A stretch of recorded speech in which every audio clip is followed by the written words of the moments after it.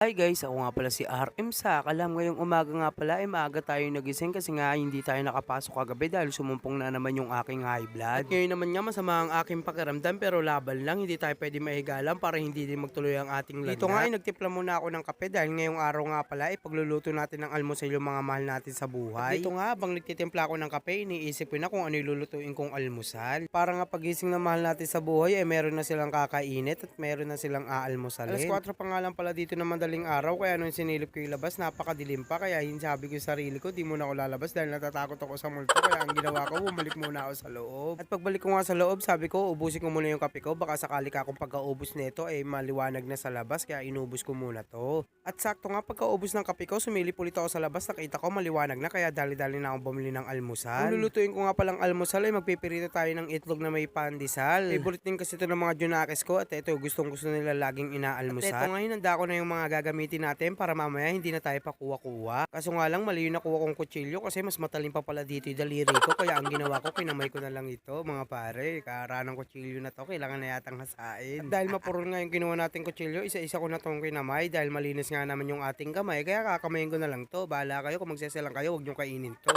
Nung nabiyak na nga natin yung mga pandesal, babasagin ko naman tong itlog. Tatlong itlog nga pala yung kailangan natin dito para mas masarap, mas marami, mas masarap, nakakalito.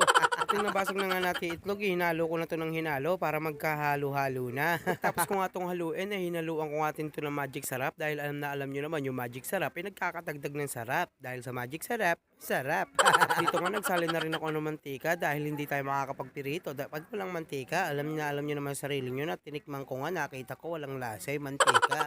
Kaya hina-high blood ka pare. At dito nga nagpirito muna ako ng itlog dahil ilalagay ko to sa pandesal para habang nag-aantay tayo at nagluluto tayo, may kinakain tayo dahil napakahirap magluto pag walang laman yung tiyan, di ba pare? Salamat.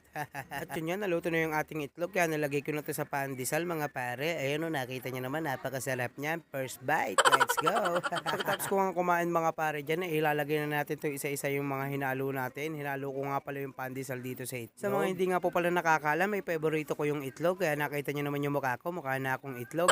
Tapos kung ilagay yung mga niluluto natin ay nilagyan ko to sa ibabaw ng itlog para mas masarap siya pare. At dito nga habang naghahalo tayo dito, kailangan muna natin magkape dahil lumihilab na naman yung aking tiyan. At habang iniintay nga natin yung maluto ay tinanggalan ko muna ng kalat yung lamesa para hindi naman dugyutin yung ating gawain mga pare. At dito nga nung naitapon ko na yung mga basura ay naisipan ko naman sumayaw. Balik sa Manila, ako ay nananabik.